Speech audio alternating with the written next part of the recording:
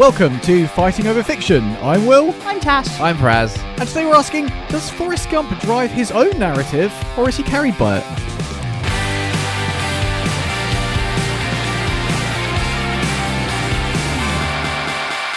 Finish her! I've never been more nervous before a podcast. So just for some information, Tash and I are long-term Forrest Gump lovers, and Will has never ever seen it. I'm not even looking at him right now. Will has watched Forrest Gump for the first time in his life, and we are about to find out. Before we do anything else, Will, no. What should we do? Should we just go into... No, what have you been watching this week, guys? Oh, yes. I've been watching... I watched Mercy, the new film with Chris Pratt and Rebecca Ferguson in it. Oh, Rebecca Ferguson. She's good in everything. She's good. I mean, she plays an AI, which... I hate movies about AI. Yeah, it was basically the end message. It was so well paced until the end where they rushed it and they said AI makes mistakes but humanity does too.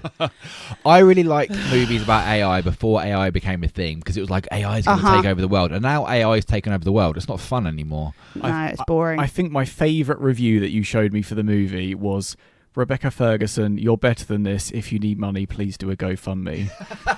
That was one of the Letterboxd reviews I read. Yeah. I feel like Rebecca. Have you guys seen The Greatest Showman? No. Oh, okay. No, I Never need to mind watch then. that still. I believe Rebecca Ferguson is Rebecca Ferguson's character in The Greatest Showman, is why. I've been watching Yellow Jackets. Oh, yeah. Oh, I started watching this, but I only got into episode 1 or 2, and there was no reason why I drifted off from it, but I did. So. Yeah, it's all right. Yeah. I'm halfway through season 1. It's exactly what I wanted. Something a bit light, a bit mystery, a bit silly. You know, I was watching From, and it's like really deathy and horrible. Yeah. This is like that, but just a bit more kind of YA. Light-hearted death. Yeah. Light-hearted death, exactly. Light-hearted death. I started watching Rooster. We both started watching We Rooster. I think it's pretty good. This I've is the enjoyed Steve it. Carell comedy, right? Yeah. Yes. I mean, you're watching it because Steve Carell's in it. Sure. The name of the person who I can't remember from Scrubs is in it. Zach Braff. No. The older doctor. The supervisor man who is sassy with everyone. Sure. Not Kelso. He's the... Yeah, go on. Perry. Yes, that probably. Yeah, it's really good. I'm enjoying it. But again, it's Perry Cox. That's the one Cox. It's the... Yeah, would rate. Right, enough of that jibber jabber. Yeah. Will, did you like Forrest Gump? I did. Okay, so how much did you like Forrest Gump? I really liked Forrest Gump. Oh, isn't it just a wonder? It's beautiful. I call a lot of things beautiful, but it is beautiful. I don't think you call a lot of things beautiful. I think you're really selective about what you call beautiful, actually. Okay. Yeah, nice. There you go. That's a perfect description of this movie. Now, we're meant to be fighting over fiction. I don't think there's going to be a great deal of fighting in this particular episode. I don't think so. I watched Forrest Gump for the 50th time this week. I wasn't going to watch it again because I watched it like a month ago. I know it inside out. But my daughter had never seen it. So I was like, all right, let's watch it and see what the 10-year-old thinks of it. And the 10-year-old said she found it was... she enjoyed it, first of all. It was a film about friendship. But she also said something really interesting. She said it's about understanding, but also accepting, which of course are two very different things. Yes. Absolutely. And there are things that he understands, and there are things that he doesn't, but he accepts. And I thought that was a really good look from a smarter brain than all of us. That was very wise. So, Will, tell us about Forrest Gump. So, about Forrest Gump. It was directed by Robert Zemeckis and based on the novel by Winston Groom. Tom Hanks won the Academy Award for Best Actor for his role as Forrest Gump. The film also won Best Picture along with other awards. It uses groundbreaking visual effects to insert Forrest into real historical footage with figures like John F. Kennedy and Richard Nixon. You say groundbreaking effects. Now in the world of AI... Maybe not as groundbreaking, but I'm sure for the time It was groundbreaking in 94. There you go. There are VFX artists now that have watched Forrest Gump and haven't been able to figure out how they do certain scenes. Do you know what, some of them were really good. There are. You know the bit where Lieutenant Dan has no legs and they're with the two strippers? Yes. Yeah, the bit where he turns around and his legs go past the table. You didn't even notice that, did you? Throughout the whole thing, I didn't notice any of it. I'll be honest. Yeah. So it is still. It was the pulling himself onto the chair. Incredible. As an actor and then as the VFX. Okay, Yeah. I changed my mind on that. I was only looking at the past history, black and white. Anyway, the line "Life like a box of chocolates" became one of the most famous quotes in film history. That's so interesting, Tash, that you pulled that line out of this movie, because obviously there life are many is like a box of lines. chocolates. Yeah, there's so many lines from this film. What's your favourite quote from Forrest Gump? Is it young Forrest mimicking the orgasm noises of the principal? I think that was my favourite. I have to say. Hey. Oh, it gives me the cringe every time. It's like he knew what he was doing as well. There was this innocence to it, but then behind the eyes you could see like a twinkle of like, I know exactly what's going on. Forrest here. Gump was playing the long game all along. He was actually I think sinister. So. He knew at that point he was going to take over the world. Yeah, he did. For sure. Favourite quotes, Will? It's going to have to be, "But you don't have no legs, Lieutenant Dan." Oh, yeah, stuff like that. And you know what? I really like it when people say things that other people aren't going to say. And saying like, "You haven't got any legs." Yes. That's what Lieutenant Dan needed to hear. He needed someone to Yeah. say, "You haven't got any legs," and just to be chill with it. Yeah. I'm not a smart man, but I know what love is. Yes, yeah. Stupid is as stupid does. You can tell a lot about a person by their shoes, where they've been, where they're going.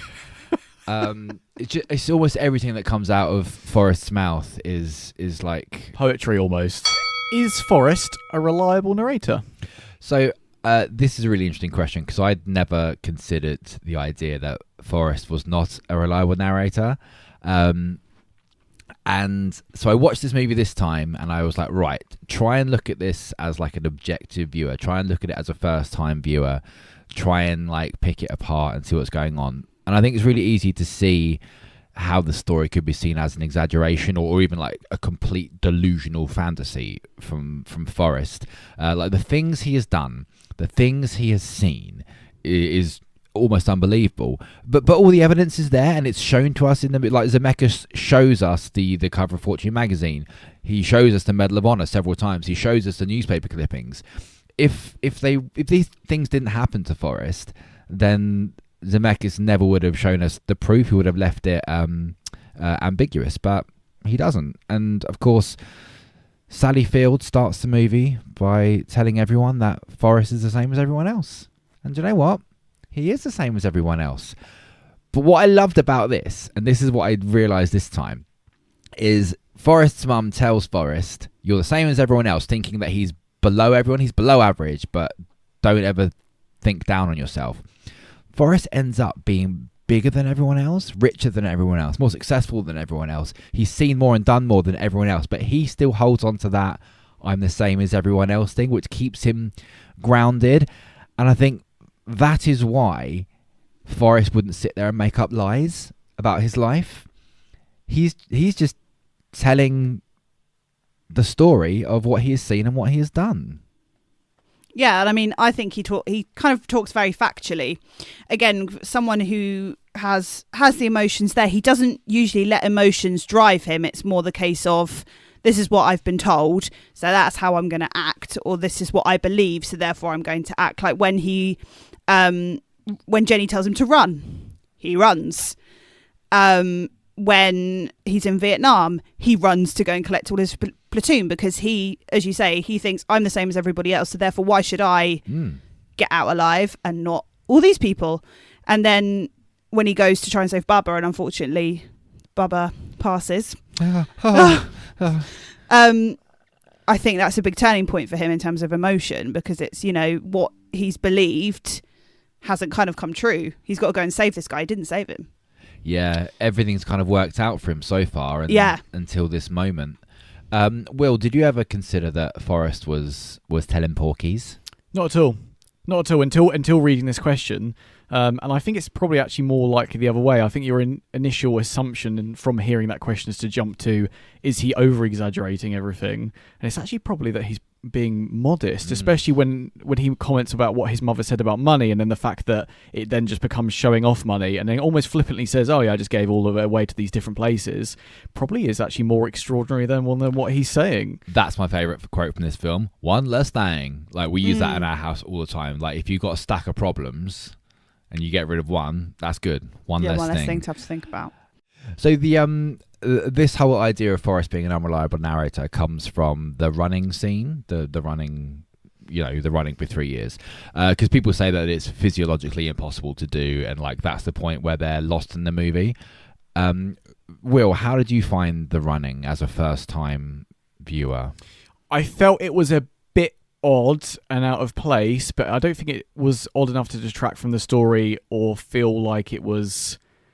Yeah, it didn't detract in every way. I feel like it could have done without it, or maybe had an alternative to it. Yeah, it's funny because it's the most famous part of the movie, is the running, and I'd never questioned the idea that someone wouldn't be able to run. But the thing is, he does say, "When I was tired, I slept, and when I was hungry, I ate." Yeah. So I don't think he ran every day, every waking moment. No. I mean, it didn't take me out of it at all. I don't know what people are talking about, to be fair. They're talking rubbish. Maybe it's just because we're then assuming... I feel like you get to know Forrest so much by that point that you then feel, would he then actually go out and do that? And then that's what you're questioning. But, I mean, he is his own person. If you go back to the emotional side of it, with losing Bubba and then losing Jenny again, after how many times he's lost them, the emotion inside his head and everything he's seen and done... Wouldn't that drive you a little bit mad? So that's his way of coping, and people do go to extremes to cope, and that was his way. So for me, it made sense. I didn't think it was out of place at all. I suppose usually he's running away from something physical, whether it was the bullies on the bikes or the bullies in the car or during Vietnam. And in this time, he's actually trying to run away from something that's in his own mind. So that's almost impossible to do until he then comes to that realization at the end where he talks about he's thought about all those things and almost come to terms with them. So that's a really excellent read there. Yeah, and he was alone at that point, wasn't he? Like that when Jenny leaves and we have those long lingering shots of him just being alone, it breaks my heart. And it's funny, I never really realized until this rewatch, every time Jenny leaves that time, I'm so angry at her. Oh yeah, I was so livid. Angry. But I never realised that he does the running scene, and then that's the end of the story, and then he's with Jenny in like modern day. There's nothing in between Jenny leaving and him getting back with Jenny apart from the running, which I realise is like long in him, but in the movie it's a really short section, and it's almost like him running helps me forgive Jenny as well. Yeah. I mean, I don't quite forgive Jenny by the end, but she redeems herself somewhat. Isn't that interesting? Coming into this movie having not seen it and being completely Reddit locked for the last decade, I've always assumed that from the comments on that Jenny is just this awful person and that she's unforgivable and she's done something kind of absolutely dreadful. I really felt for her. I don't feel a single point where I kind of felt like that about Jenny, where she did anything. I feel like considering her childhood and everything is I forgive and understand everything that she does up until that point because she does have a horrible life, and the fact that she even survives it is a miracle.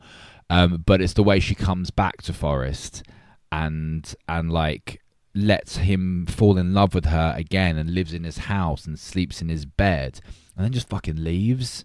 Like it's so horrible, and I get why she's doing it. Like she doesn't want Forrest to get sucked into her like crappy world because he's so pure and innocent. Blah blah blah blah blah. But no, unforgivable. I'm afraid. Sorry, Robin Wright. This is why she didn't get the nomination for the Oscar. I was so peed off of her. The Academy were. All right, so we agree that Forrest is a reliable narrator. Is Jenny? Because the only POV we get that isn't Forrest's is Jenny's POV, which is kind of strange because obviously this is a movie where Forrest Gump is telling a story and we get Jenny's whole life and we're led to believe that. But is little Forrest's child? Have you ever considered the idea that maybe it's not and Jenny was in fact just sort of manipulating the rich idiot into raising her child once she finds out that she's dying? Go on. I think that it's a possibility. Probably is, now I think about it, quite likely. But I don't think it's done with malicious intent. If it isn't Forrest's son, I think she sees it as a simultaneous benefit to both Forrest to then have something to focus his life on and channel his love towards because it's something of Jenny's. And it's obviously then beneficial to little Forrest because he's got a dad. I don't think it's like a financial orientated thing.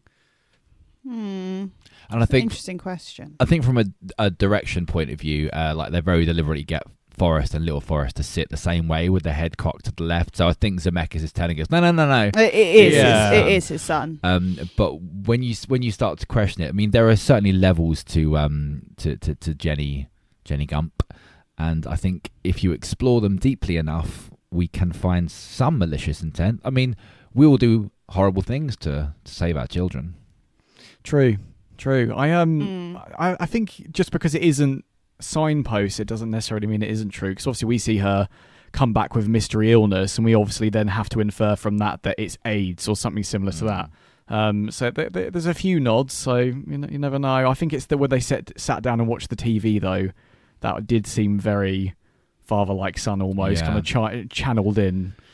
The AIDS thing is interesting. Like, it's never been confirmed what the virus is that she got, but of course it is around that time, and everyone's just kind of decided that it was AIDS. But if she had HIV and AIDS, then she would have contracted that after she was pregnant with little Forrest, which is another horrible story that's happening after the birth of that child. I mean, Forrest Gump 2, the story of Jenny, is something that something I would watch, or something I would hate to watch, but I think would be a good story. You would hate it, but you would need to see it. Does Forrest actually change over the course of the film? No, I think that's a good thing. I actually think it's what makes the film. I think that's what makes the film so beautiful, because he doesn't change and he stays true to himself no matter what happens. Going back to, if you look at Jenny, all these things happen to her and she kind of lashes out. Depending on that, it really does affect what she does. But actually for Forrest, it's like, it doesn't matter what happens to him. He could get shot in Vietnam in the butt. He could lose Jenny. He could lose his best friend Barbara, but he keeps going under the same philosophy that he's always gone with.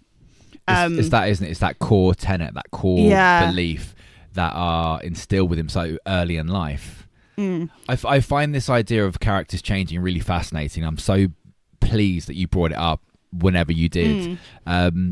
Because you always assume that characters with arcs change. No, they don't. And they don't. And do you think it would have been better if he had changed? No, I don't think so, because I think, again, he changes the people around him, which I think we come to later. But he changes the people around him for the most part for the better. You could say he changes slightly when little Forrest comes into his life, because now he's got to shift his focus. But he's always focused on Jenny. He's always focused on Lieutenant Dan and Bubba.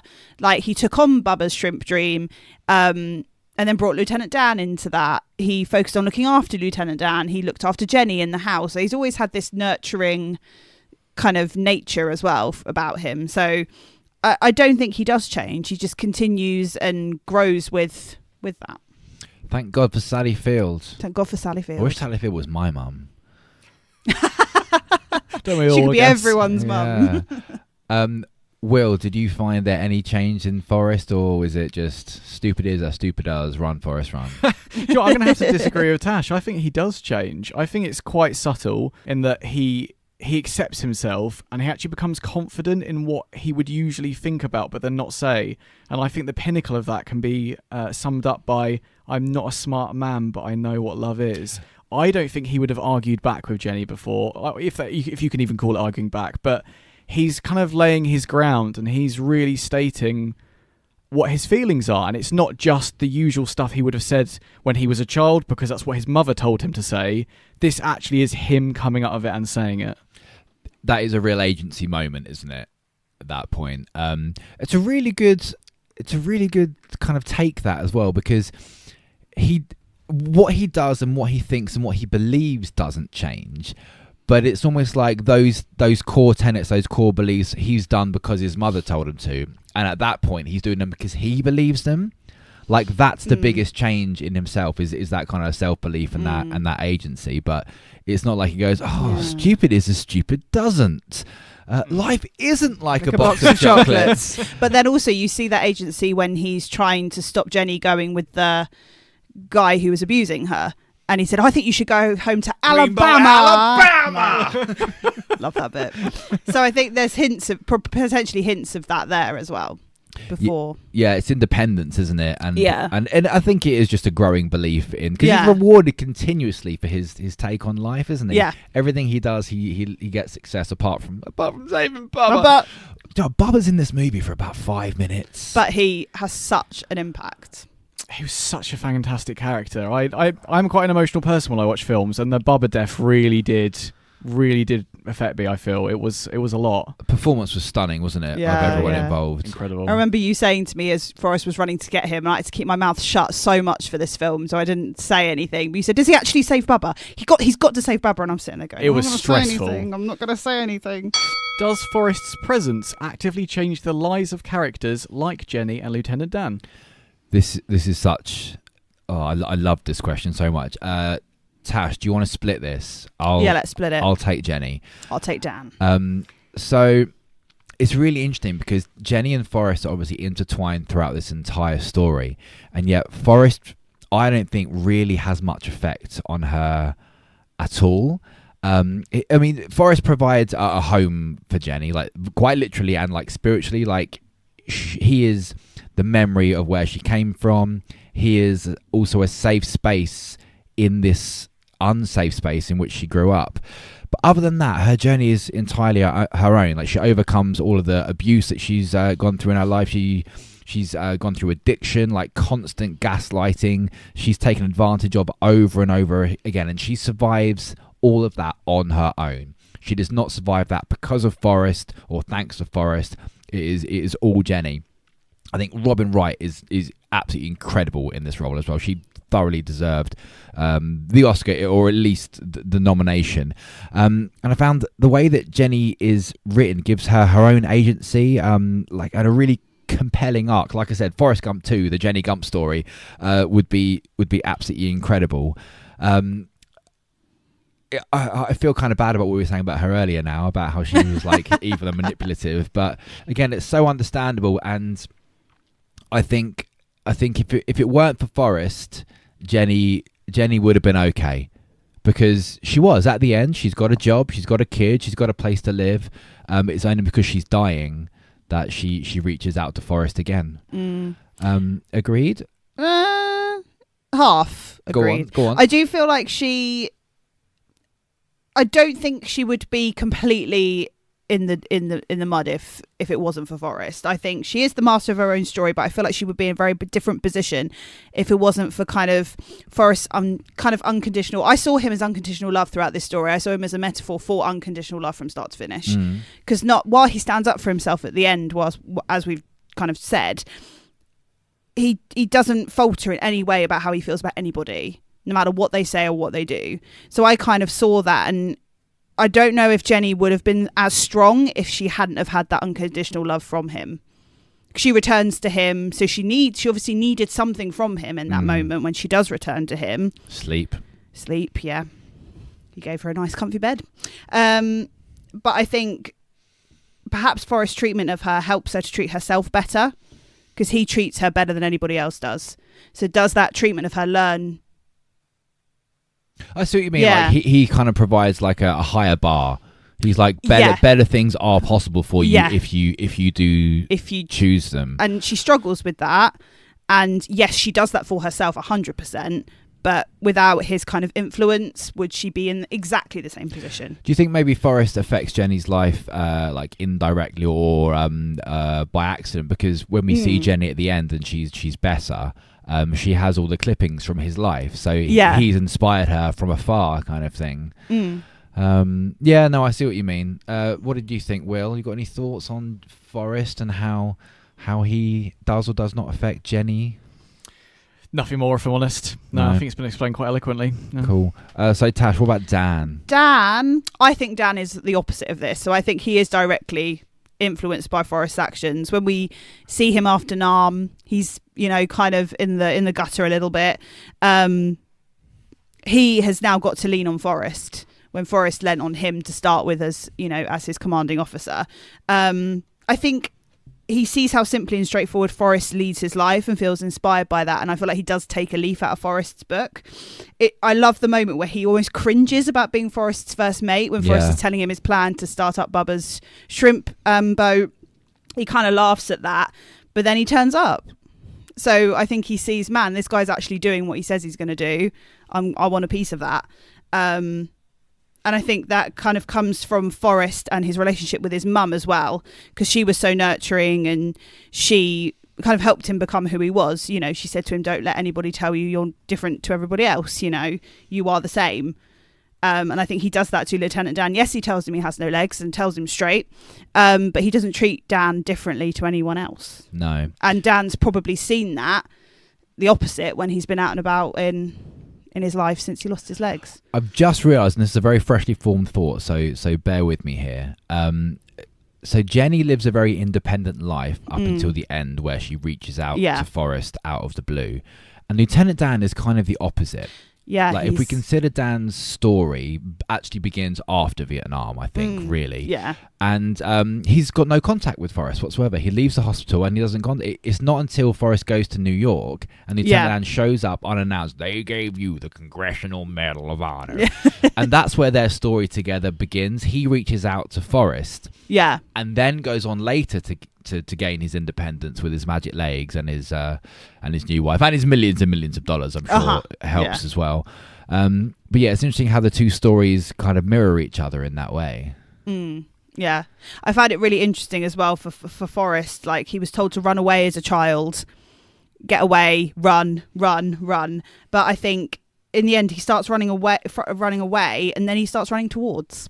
Yeah. So running towards the platoon to save them, running to Jenny in the Capitol when he's kind of caught by the hippies to do that speech. Best scene. He runs to her, and then he runs home when his mum is sick. So he starts running towards things rather than away from them. Oh, that's so beautiful. I think for the two differences, Jenny and Lieutenant Dan, and I'm a huge Lieutenant Dan stan, is what I'm going to now call this. He improves Jenny's life, or Jenny's life is improved by Forrest. But it's almost like, Dan's life isn't improved by Forrest. I'm trying to counterintuitive it, but it's Lieutenant Dan's life is just almost seems sad when he first meet him. Although he seems happy, kind of in Vietnam, he's living up to his family's traditions. It's quite sad that his goal just seems to be to die on a battlefield somewhere. There's some shit aspirations. Yeah, and his life at the end is just it's so nice to see where he ends up by the end of the movie. And I think that was almost a true love story in a way, in a kind of bromance kind of way. I feel like it's a shame that not more focus was actually laid on that towards the end of the turnaround that Lieutenant Dan then had from the shrimp business to him turning up at the wedding, because there was a really interesting story there, and I would have loved to have known a little bit more about it. It was just, he looked after the shrimp business, he invested in this kind of fruit company, and then that was kind of all we really heard about it. Maybe we need another sequel. So you want Forrest Gump 3, Dan rags to riches, or Dan wheels to steel plate, or whatever it was? Yes, 100%. I need that. Okay. I don't know if it's heavily affected by what an amazing person Gary Sinise is. I've got to give a shout out for that. Yeah. Do you know his charity work? No. Absolutely ridiculous the amount of charity work he does. I won't bore you here. Do give it a Google. I will. Do the film's storytelling techniques reinforce Forrest's version of events or invite us to question it? I really enjoyed the wording of this question, storytelling techniques, because that made me go, what storytelling techniques do they use? And then it made me think about the pacing of this story and how this is a movie that I think is edited and paced in a way that no other film has ever been before. It is a collection of really, really short scenes and short stories that are just absolutely seamless. Like they roll from one story into the next and you don't even realize it's happening. There's only one part where the stories overlap, and that's after Vietnam. We have ping pong, Congressional Medal of Honor, Dan and Jenny all happening concurrently. That's a really short amount of time, but other than that, the story is just like a rolling stone. I put here a rolling stone that gathers no moss, because love that. No story builds at all. It just happens, and then they move on. Like Forrest's achievements are so singular that it makes them more believable. Like he doesn't play ping pong and then win a gold medal and then become like famous or anything. He just goes and plays ping pong, All America team, and then it moves on to something else. And then there's Forrest's reaction to the other people on the bench, I think really add weight to the story. Yeah. There's some wonderful direction going on there. He doesn't protest the legitimacy of his stories. He just talks. When people doubt him, he just kind of like moves on to the next person and starts talking about the next story. Everything he says from the first the first instances of the story, he remembers his first pair of shoes. And from then on, it's just memory after memory after memory. There's no looking up and left and making stuff up at all. Yeah, I agree. And I think this also comes into what they included in terms of the TV clips, newspapers, putting all that effort into putting him into videos with presidents and notable figures. I think also I found the people on the bench really interesting now that you've mentioned them. I feel like they are our conduits into the movie, and they do kind of work as us, the audience. We could go, yeah, really, did that really happen? And they actively voice that. They actively show that kind of disdain, almost like, okay, fine, I don't believe you. So then it kind of challenges you and goes, we knew you were going to think that. You're wrong, because it all did actually happen. We've seen it, and here it is for you to watch. Yeah, that guy is like, we was the next door millionaire. It's like, and Forrest has the magazine in his trunk right there. He could prove it on that moment, but he decides not to. He decided not to because he, again, like we've said, he's true to himself from start to finish. I think what I loved as well was, I don't know, I felt like there was loads of moments of kind of subtle action and subtext that we didn't weren't necessarily obvious, but really made you believe him and really made you believe the relationships he had with the people around him. And it just kind of shows how ordinary people can inspire the most extraordinary things. So true. Like, it's always, and that is true in real life as well, isn't it? Like, we always hear about how like Zuckerberg never finished university and all this kind of stuff. But everyone is ordinary before they're extraordinary. Yeah, is the thing. Will, anything we haven't picked up on there? Will's just shaking his head into the microphone. Okay, before we get on to the verdict, guys, is there anything that you don't like about this film? I desperately tried to find something I didn't like about this film, and I even got AI involved, and I was like, tell me some flaws or some issues with this film. And the only issues that anyone has ever come up with for this film are the running. Oh, you couldn't do that. The fact that Apple actually went public a few years after it was stated in the movie. Yeah. The fact that there was another like historical inaccuracy there about like the date of the Olympics or something. Other than that, I genuinely think this is the best movie that's ever been made. I think it is perfect front to back. I think the mixture between score and needle drops is absolutely spot on. Like I said, the editing is amazing, the direction is amazing, every single performance is stunning. It looks beautiful. Like, let's go beyond the VFX. Like, just some of the shots are just stunning. It makes you laugh. It makes you cry. A 10-year-old can watch it. A 30-year-old can watch it. It is. I can't think of a better movie that's ever been made objectively or subjectively. Yeah, no, I agree. It's in my top 4 on Letterboxd. This film. 100%. I also think as well that when you look at the Oscar nominations for 95, oh my god, no, we have to touch on this because it was against Shawshank for Best Picture and Pulp Fiction in 95, and those are probably my 3 favourite films of all time. I think as well it deserved it 100%, and Tom Hanks deserved Best Oscar against John Travolta and Morgan Freeman. And he completely stole it. And I agree. There's a massive debate over those 3 movies and those 3 performances, and I don't even think it's close. Forrest Gump is top. No, I don't. Yeah, I think if you took Forrest Gump out of the equation, you could have a chat about Shawshank versus Pulp Fiction. Personally, I think Shawshank would have. I think Shawshank wins over Pulp Fiction. Yeah. But this movie is head and shoulders above everything else I've ever seen. And sorry, Tom Hanks is just good egg all round. So Tom Hanks, there's no other actor in the world who could have played this. There's a few moments in this movie where it's the moment where Jenny's dead and he's Tom Hanks is acting against a stone. He does that kind of facial acting where his face goes from one emotion to the next to the next, and he does it in character purely through the movements of his mouth and his eyes, and it is absolutely incredible. And I'm not saying that other actors wouldn't commit the same, but the commitment he put into this film was insane. Like he's actually said he sat and studied the boy who plays young Forrest and studied his accent, how he moved, how he interacted, and just mirrored it. So it was as seamless as possible. It was the scene when he was at Jenny's grave, and you can really tell he's just putting his all into that. It was fabulous. No, the bit that got me was when he was really worried that his son was wasn't going to be smart, and he was his face. The panic and worry in his face was just heartbreaking. Such a long shot just on Tom Hanks's face. No dialogue, no music, just a shot of his face is incredible. And thing is, he overshadows everyone else in the movie. I think that's why Robin Wright didn't get the nomination for. She was amazing, and I'm sorry, Gary was amazing as Lieutenant Dan. Was amazing as well. I mean, we talked about Barbara as well, like what an impact he made in such a short amount of time.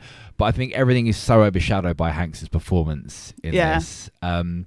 Will, was there anything you didn't like about it as a first-time watcher? There must be something, because of course we have nostalgia on our side. There must be something that you were like, do you know what, that didn't hit, or you found the running scene a bit weird, but you understand it maybe.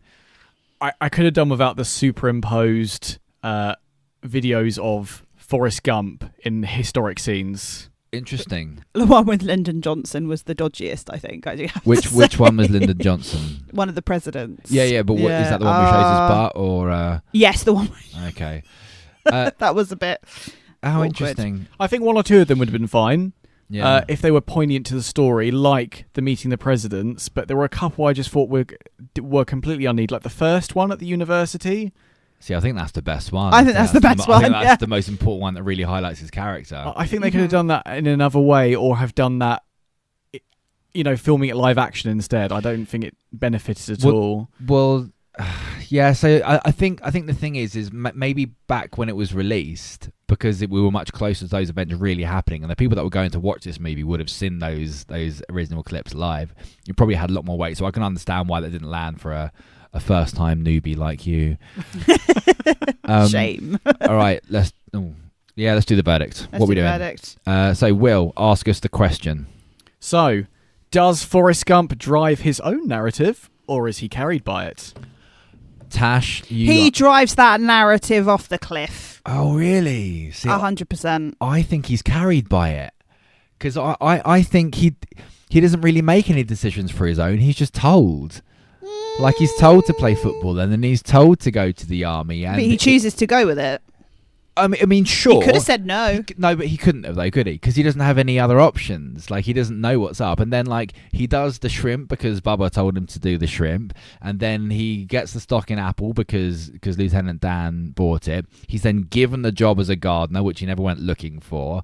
He then goes running. I mean, that's his own part, the running. And then he goes to Jenny's house because she summons him again. Like, I don't think he makes any of his own choices in this movie, apart from to disagree. Just keep running.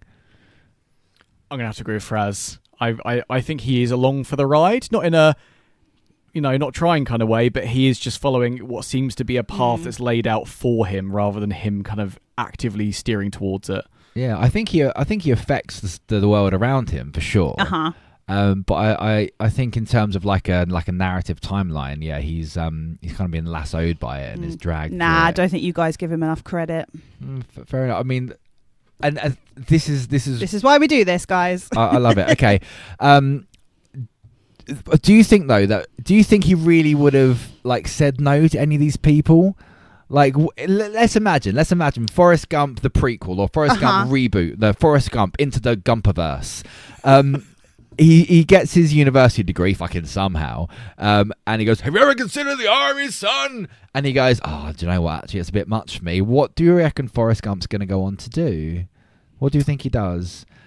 I'm thinking, I mean, he could continue down athletics. I mean, he's not going to be a coach, is he? I think the military worked for him. I feel like that is actually that's a not what I'm choice. asking. Will, he's not joining the military. From a scapegoat. I reckon he potentially would have gone home, and then he would have had some impact there at Gump House. I think someone would have gone like, "Ever thought about working in an ice cream shop, son?" And he ends up in an ice cream, or he would have ended up in that barber shop that we see. But he still made the again. decision to go. He wasn't like literally grabbed and pulled. I don't know. I think he would have just carried on playing football then until the point where his knee goes, and then he tells everyone, "I would have gone pro if it wasn't for my knee."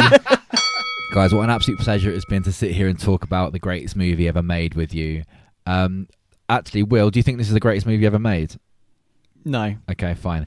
You'd say that. What are you watching this week, guys? What are you up to? What are we watching I'm this watching week? The Boys season 5. I'm watching Testaments. Yep. I'm spending some time in the cinema this week as well. What are you seeing in the cinema? We're going to see the drama. Oh, the drama, Zendaya and Robert Pattinson. We've already seen Mario, and we've also seen. We watched the Magic Faraway Tree as well, didn't we? We did, yeah. We went on a Fighting Over Fiction field trip. We did. What are you guys watching? Probably The Boys, actually. Carrying on Rooster. Yeah, and Rooster. I do love Steve Carell. I'm desperate to watch the 2 Quiet Place movies. Oh, have you not seen those? No. Oh, they're really good. I kind of want to watching all the films and movies that other people of The Office are in now. Just do a sweep of Office. I like doing that, like picking an actor and going, I'm going to watch everything that they're in. I think I'm going to go, actually, no, I need to do a Tom Hanks binge now. Oh, you can't go wrong. No, absolutely not. Sweet. Right, see you next time, guys. Bye.